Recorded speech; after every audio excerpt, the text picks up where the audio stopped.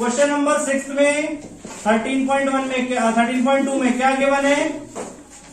A solid iron core consists of a cylinder of height 220 centimeter and base diameter 24 centimeter. यानी आपका एक cylinder है जिसकी height कितनी है? 220 सेंटीमीटर ना? और डायामीटर 24 सेंटीमीटर, तो रेडियस क्या हो जाएगा इसका? 12 सेंटीमीटर। अब इसको H1 और R1 दे रहे हैं हम, क्योंकि इसके ऊपर भी एक हमें सिलेंडर दिया हुआ है, it which is surmounted by another cylinder of height 60 centimetre and radius 8 centimetre. यानी R2 हो गया आपका 8 सेंटीमीटर, यहां पे डायरेक्ट R2 दे दिया, और हाइट कितनी दे दी है? 60 सेंटीमीटर। ठीक है, तो दो सिलेंडर हैं। अब इसमें हमें क्या पूछा है? Find the mass of the pole given that 1 centimetre cube is 8 gram. यानी 1 सेंटीमीटर क्यूब का मास गिवन है 8 ग्राम है आपका। अब हमें क्या निकालना है? Total mass of the pole. Clear? पूरा आयरन से बना हुआ ये, तो वॉल्यूम आयरन की हमें निकालनी है पहले, और उसके बाद हमें क्या करना है? मास निकालना है उसका। ठीक है, ठीक है बेटा। सो कैसे करेंगे? वॉल्यूम ऑफ आयरन निकालना है, तो उसके लिए फॉर्मूला क्या बनेगा? Volume of cylinder 1 plus volume of cylinder 2। ठीक है, अब वॉल्यूम ऑफ सिलेंडर का फॉर्मूला क्या होता है? Pi are square H. So pi R 1 square H1 plus pi R 2 square H2। Clear? तो इससे आपका वॉल्यूम निकल जाएगा। पाई हम कॉमन ले लेंगे, और R1 R2 H1 H2 में से कुछ कॉमन नहीं है, ये H2 हो गया आपका। सो पाई कॉमन लिया, R1 square H1 plus R2 square H2। अब इनको मल्टीप्लाई करके सॉल्व कर लेंगे, फिर पाई से मल्टीप्लाई कर देंगे, फाइनली आपका आंसर आ जाएगा। ठीक है, वॉल्यूम ऑफ आयरन आ जाएगा। अब मास ऑफ आयरन निकालने के लिए हमें क्या करना है? उसके बाद वॉल्यूम ऑफ आयरन को मल्टीप्लाई कर देना है 8 से, क्योंकि आपका जो वॉल्यूम आएगा वो सेंटीमीटर क्यूब में आएगा, और 1 सेंटीमीटर क्यूब की मास कितना है? 8 ग्राम। सो उससे मल्टीप्लाई करके हम टोटल मास निकाल देंगे, और फिर अगर हमें इसे केजी में कन्वर्ट करना है तो क्या करेंगे? Divided by 1000। क्लियर? अगर बाद में हमें इसे केजी में कन्वर्ट करना है तो, अगर ग्राम में बहुत ही बड़ा नंबर आ गया तो केजी में कन्वर्ट कर देंगे इसे फिर। क्लियर? आ गया समझ में ये चीज? नाउ क्वेश्चन नंबर 7, उसके बाद नाउ क्वेश्चन नंबर 7 में क्या गिवन है?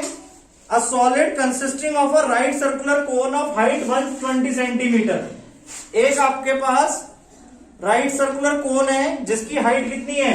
120 centimetre and radius 60 centimetre, standing on a hemisphere. Clear? वो हेमिस्फीयर के ऊपर है जिसका रेडियस कितना है?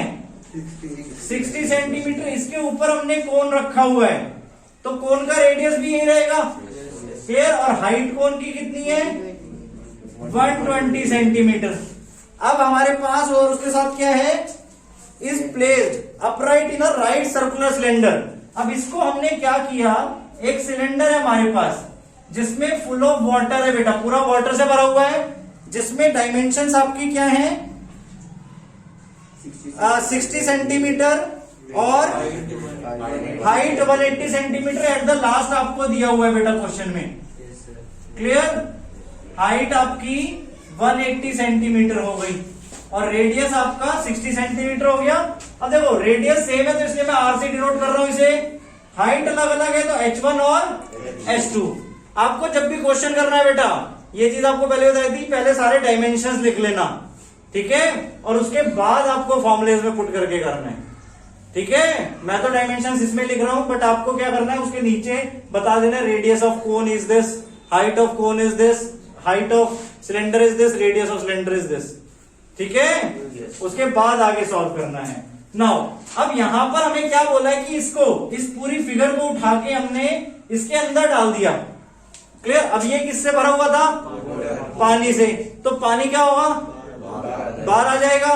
सो अब हमें क्वेश्चन में पूछा गया है find the volume of water left in the cylinder, यानी कितना पानी बचा हुआ है सिलेंडर के अंदर, ठीक है, वो हमें बताना है। तो वॉल्यूम ऑफ वाटर लेफ्ट के लिए हमें क्या फॉर्मूला लगाना पड़ेगा, volume of water left in the cylinder